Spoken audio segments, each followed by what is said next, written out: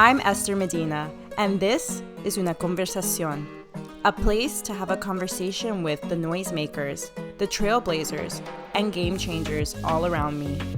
This collection of interviews is dedicated to Latin American Heritage Month in Canada. In this episode, join artist and producer Alx Veliz and I as we look back on his beginnings in music, where he is now, and the realities some artists may face when trying to grow a music career. Let's go back to 2016. Deadpool has just come out. The Olympics are going down in Brazil.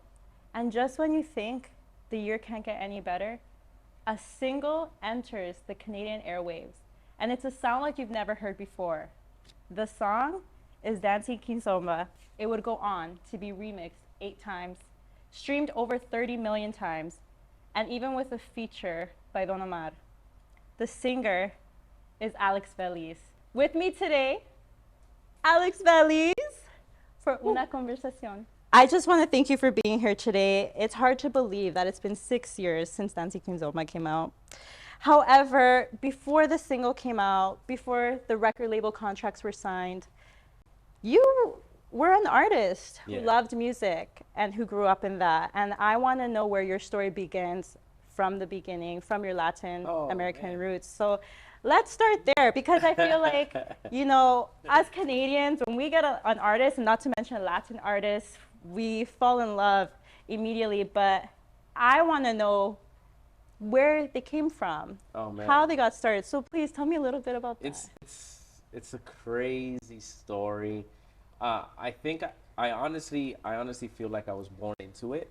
From my mom's side of the family, my uncles, mis primos, they're some way or another involved in the music industry. Yo tengo un primo. I have a cousin that's the conductor. There you go. The conductor of the Guatemalan orchestra. I have another cousin that is a Christian singer as well. Wow. I have cousins that have written music as well. I guess you say it's in your genes. You know, when I was 5 years old, I remember my cousin gave me my first vinyl, which was the Michael Jackson Thriller vinyl. Wow. Can you do the dance? I wish I could, but I don't think my bones go that way. Oh my gosh. But I fell in love with, music. But weirdly enough, I will say this, because people usually ask me that question. I can vividly remember the moment when I said, this is what I want to do for the rest of my life. Really? I was 12 years old. Wow. And I remember I was at this Christian camp. And, always where it happened. Yeah, I was at this Christian camp, and there was this one guy, an older guy, an older young guy that everybody used to look up to. An older young guy. Yeah, exactly. Yeah, because I was 12, he was like 18 maybe or something. Yeah. But he brought the Vico C album. Oh. And he brought Aquel que había muerto, the Vico C album.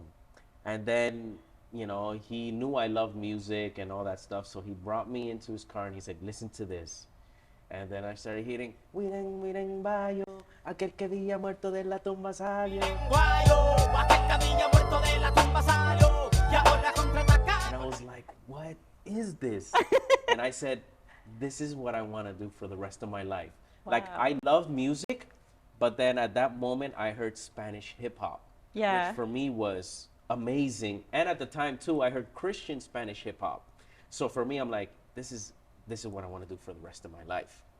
And it was at that moment where I said, you know what? I got to start pursuing this. And I started writing music. I started learning about production at the age of 12. I remember I got basically kind of like kicked out of my church because I at that point I was like lead singer at my mom's church at the time. But then there was this one moment, I remember the service when they would ask for un especial, like, hey, wow. Los que tienen dones, los que pueden cantar o predicar, ese es tu tiempo. And I said, okay, cool. And I went up and I rapped. Stop. And I rapped my ass off. Was it Christian rap? It was Christian rap. I rapped. So why did it get me mad? Yeah, but because it wasn't. I was breaking the norms. Even at that young age, I was breaking the norms. It wasn't known, and I remember they were like, "Esa música del diablo," And You're brave for doing it. And yeah, how old were you when that? like 12 years old. Wow, you're brave. A 12-year-old. And even at that age, I mean, I've always been, maybe it's because, my dad is an Afro Latino. He's like, my grandmother is Jamaican. She immigrated to Guatemala. Oh my gosh. So deep down inside, I've always said it, deep down inside, I've always had that, like, that Afro Latin blood in my system. Yeah. So I've never been afraid to speak my mind or speak my truth. And even in those moments, like, I could care less what people thought. Like, this is my expression, and this is who I am. And I did that. And even at the age of 12, I ended up leaving my mom's church, and I went to a church all on my own. And I think that's amazing that at that young age, it's not like you left church and that was it. You left church and still went to another church to continue that gift. Yeah. But like, that means, like, you were exactly what you're describing. Yeah. You were always a person who knew what you wanted. Yeah. And weren't afraid to use your voice. Yeah, and then ever since then, I took out my first, like, Christian album, because at that point I started making Christian hip hop. Yeah. And I was 16, I remember, and I took out my first Christian Latin album. And then at the age of 18 till like 23, 24, I toured Latin America as a Christian Latin artist. And funny enough, like, going back to the whole church thing, I don't want to make it sound super spiritual, but I get it. the foundation of my story, because even at that age, from the age of 16 till 24, the churches closed their doors on me. So I ended up actually opening up for Sunny Lennox, Amarfis, Monchi Alexandra, Chrissy Angel, as a Christian artist. Wow. And with your Christian music. With Christian music, because That's the churches, powerful. Yeah, because the churches didn't open their doors. That's you know what I mean? powerful. Because my music was del diablo. You know what I mean? So, but my whole life, it's always been, I've been considered a rebel by a lot, and and a saint to others. So yeah. I think that's the basis, the origin story of Alx Veliz, I guess. I'm so happy that you are sharing, because all those years you were working, right? But I just feel like when someone is focused, they have their goal, people envy that, because it's, especially, you knew what you wanted to do at the age of 12. So these people are watching you go through this process, but maybe they don't think you're ever going to get there. Then one day he does, and it's like, I want the world to know the build-up that you had to that. It was a huge build-up. Because it wasn't overnight. No, it wasn't. And funny enough, like, when it actually happened for me, I didn't even want it anymore. Wow. When Dancing Kizomba, I wrote Dancing Kizomba for another artist. Wow. I was with the producer, my producer Medilandia, and we were working on one of the artists that he was developing. And then we came up with Dancing Kizomba. But as we came up with the song, I looked at him like, I got to keep this song to myself. Like, this song is... I'm so glad you did. Yeah. So then, and at the time when I got signed and everything started happening, I wasn't even looking to do music anymore. I was doing it as a hobby. I was working my 9-to-5 job, and I was happy with what I was doing. I was making pretty good money. I was set. And then everything happened, and it was just like, damn, So, I'm happy the way it happened. But, because of the whole trajectory that it took to get there, I think that's one of the areas where a lot of people, I guess, lack, or a lot of these new talents, like, they don't know that it takes years and years of groundwork to get there. Yeah. And because of those years of groundwork, it got to a point where, for me, where I'm like, if it happens, it happens. If it doesn't, it doesn't. And I think you literally have to get to that point where you just do it. Yeah, you just do it for the love of art. And when you do it for the love of art, it just flows genuinely. Yeah. And then the world can see it, the world can feel it. And that's when everything happens.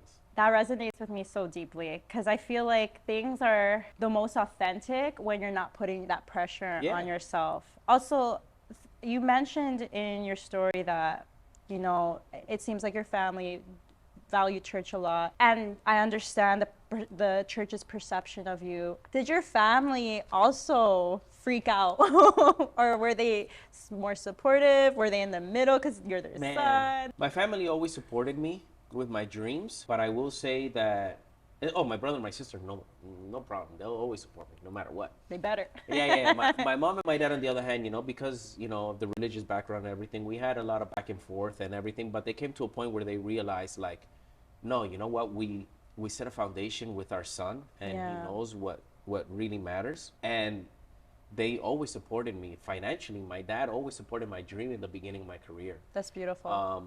And he always did. I mean, as I continued in my trajectory in my music career, my music got a little less holy, I guess you could say, in quotation marks. So they would question my judgment a little bit more. But after having those conversations, and I think the most important thing is knowing a person's heart. Yes. And knowing where they stand.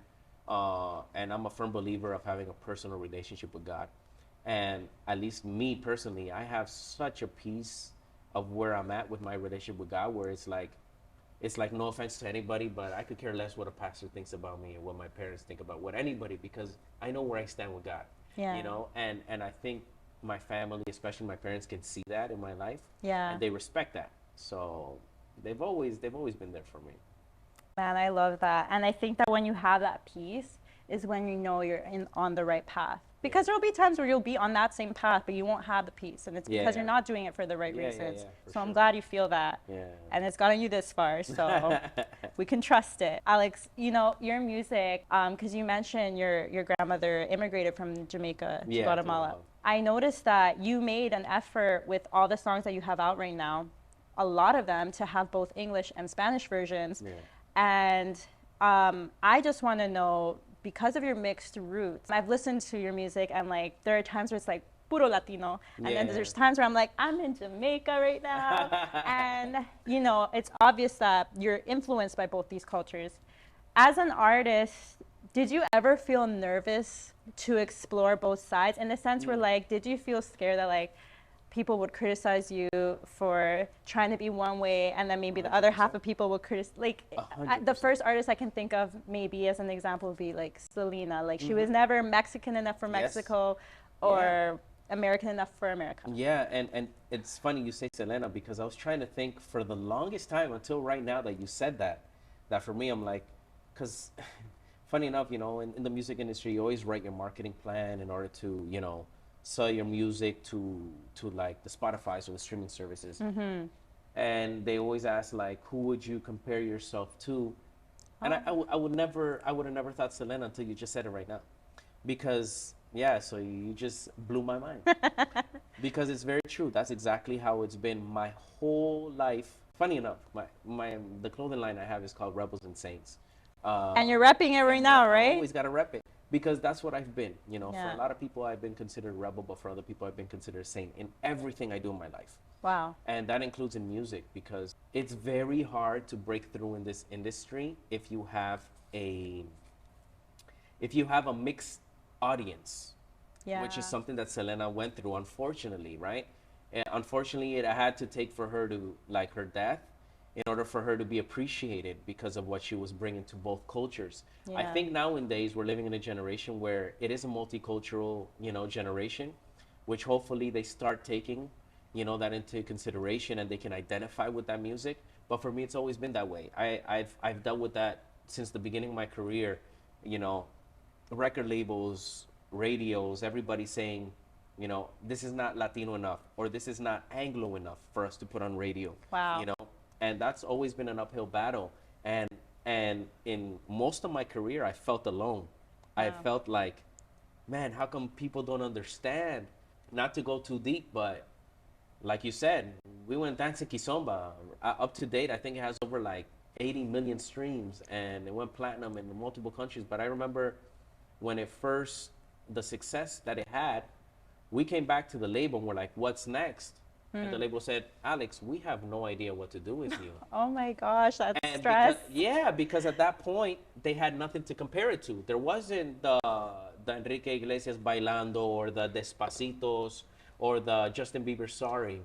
Yeah, when you said Despacito, I'm like, you're right, because Despacito was his remix was January 2017. Exactly. So then at that point, they didn't know what to compare it. Like, it was the beginning of that movement, of the Latin movement coming in. You were like breaking Funny that enough, barrier. breaking in, because even it got to a point where even Spotify started using my career in Dancing Kizomba as a platform, or not even a platform, as an example or as a case study to go to all these labels and be like, see, we can break an artist. This is the new wave of music. That's how Wow. successful Dancing Kizomba was at that point. I remember, I think it was like 2 years ago, I was talking to a rep in Spotify, and they told me, they're like, Alex, if you would have released Dancing Kizomba nowadays, it would have hit like 500 million, no questions asked, because of where the industry is. Yeah. Going back to the point, it's like my whole trajectory and my whole career, it has been like an uphill battle because it's been a mix, because of who I am. I have my Jamaican roots, I have my Latin roots. I was born and raised in Toronto, Canada, so I have my hip hop, R&B roots. Still listens to Cardinal Official, and has all of Represent. that. Exactly. It just Yeah. did the song with Sean Desmond. Like for me, it's like I have those Canadian roots, but I still have those, like roots that came from my culture, and I try to bring that forth in all my music, and sometimes it's a payoff. I firmly believe maybe it'll take 10 years, maybe it'll take 5 years, maybe next year, but people will learn to appreciate the art form that I created and be like, wow, this was forward thinking. Um, and that's all you can do, for the love of music and for the love of what you do. You try to push boundaries and try to be a rebel for some and be a saint to others always. Sorry, shameless plug. No, plug away, please. One thing that is consistent though with all your music is that you are a storyteller. I don't think there's one song I've listened to of yours that doesn't tell a story. And I love that because I feel like, and this is like, and don't get me wrong, because like half my playlist is mainstream music, which is just the same chorus, trendy, whatever. Yeah. But all your songs tell a story, and it reminds me of old school music, because old school music was like that, for you sure. know? And I just want to know, is that something you did intentionally? Is that how you've 100%. always been? What inspired that? I think it's the way I was brought up. Like the music I listened to growing up was Bob Marley, Juan Luis Guerra. Then you know what I mean. And then I grew up here in Toronto, like I said. So I was listening to Jay-Z, I was listening to Kanye's, I was listening to the Biggies, to the Tupacs. You know what I mean? I was listening to the Gangstars. I was listening to that hip hop. I was listening to Vico C, which would tell stories. Vico C is el filósofo. Like he would tell stories in all his music. Tony Presidio is one of the greatest songs that was ever written. Héctor Lavoe, like El Cantante. For me, El Cantante by Héctor Lavoe is and this is, I don't know, people may criticize me for this, but it is the best written song of all time because it explains what a singer goes through in a day-to-day life. Wow. So I listen to all that type of music, and for me, I grasp that, and I'm like, you know what? How can I modernize this and still make this relevant to a new generation? And that's what I always do. I'm glad you actually noticed that, because that means I'm doing my job. Like I try to tell stories in all my songs, for sure. And I'll take this moment to say, even though it's not as recent, one of my favorites is Higher. Oh, nice. That was one of my favorites, and the music video is stunning. Thank you. With that in mind, I can't wait to see what you're going to do next. Oh, thank you so and much. just like the legacy that you're leaving. Congratulations to you and your wife and your beautiful son, Jack. Thank you. When you think of the future, do you think far ahead now that you're a father? Do you think about what you want, what legacy you want to leave behind? And I understand if you don't have all the answers now, but what does that look like to you when you think about it? Somebody asked me 2 days ago, hey, what have you been up to and everything? And literally my answer was build legacy. Wow. That's been my answer. That's creepy. Yeah, exactly. This conversation happened 2 days ago. Yeah, wow. And I told them build legacy. My goal has always been, music has always been the vehicle to what is to come, for what is to come. My goal has always been to build different pillars, businesses and different pillars that influence society. So that's the goal. I got an album coming out. Yeah. An album. Yeah, I got a single coming out, the first single from that album. Wow. Yeah, you got an exclusive. You're the first one that knows. I'm literally gonna cry. I'm so hyped, and I'm deeply honored. And the album is called Pasaporte. Because of the reason it's called Pasaporte is, passport, is because it will allow you to travel the world without leaving the comfort of your home. Yo. And yeah, so it has some Afro beats on it. It has some, reggaeton, obviously. It even has merengue and mambo on it. Let's go. Yeah, so it has a little bit of everything. It has house. It has everything. Everything that has influenced me, it has a little bit of that in that album. And it's because of the love of music, and it's because about building legacy. I also have a few business ventures in the works on the technology side of things, and in the society type of things that I feel will transform society as it is, especially the music industry. So I got a lot of things in the works. I'm a very quiet guy. I don't. Yeah, when you said album, I was like, oh, single, like. And thank the album's you, done. but. Yeah, so we gotta go. I don't have an album to listen to right now. yeah. I am so happy for you. Thank you so much. This just feels like divine timing. Yes, definitely. And I cannot wait. Thank you so much. To have it on repeat and blasting in my car. Wow. Thank you so much. And also very happy that, you dabble in a lot of areas. As it is Latin American Heritage Month, I'm glad that you embrace your roots so much and you don't keep it to yourself. You share it with the world through your music, through your brands. And I can't wait to see what you do next, Alex. Thank you so are much. a powerhouse. And Thank you so much. I will remember this conversation when you were Thank you. Thank you huge. so much. No, thank you. Last question for you. Yeah. We gotta get a little deep on this one, but it's probably one you've thought of before. I mean, deeper than we've gone. Yeah, I don't think we can get deeper than that. Actually, you're right. But if you could give one piece of advice to your younger self. To my younger self. Yeah. That is deep. And let's keep it to a phrase. What's a phrase your younger self needed to hear from you? The you that knows everything you went through now. See, I have two answers. I have two different answers. I have the corporate Alex answer, and then I have the no filter Alex answer. Ooh. I don't know which one you want. To younger Alex? Yeah, of course. There's I want the no filter. Bruh. I want the no one that filter. feels. The no filter Alex to a younger Alex would say, don't conform to religious circles and don't be afraid to break them. Wow. That's deep. Yeah. Because your younger self really needed to hear that, but you don't realize that till you're older. Exactly. Wow. Yeah. The corporate Alex, I guess you could say, but it's not so much corporate. It's just like on the sense of the music Alex side of things. Got you. Okay. The business Alex. The business Alex would say, don't listen to the advice of executives. Keep being original, keep being unique, and keep pushing the envelope. That would be my advice. That's wise.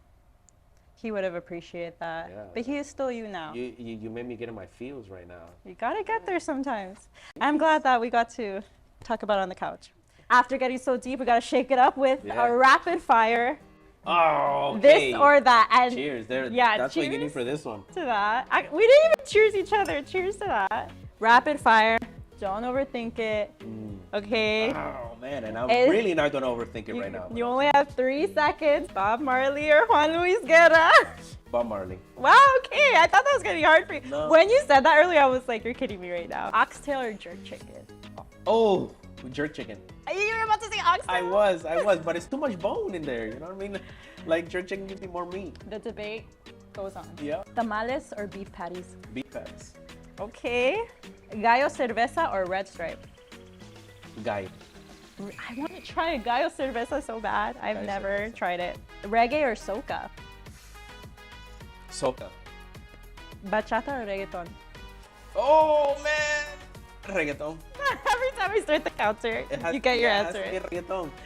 All right, well, ladies and gentlemen, that is Alx Veliz. Una Conversación con Alx Veliz. Alex, this was so much fun. It was really I fun. cannot wait to hear your new album. Thank you. And I'll show you a preview once we chat. Okay, you gotta cut the cameras now then. We'll see you guys in the next one. Bye. Bye.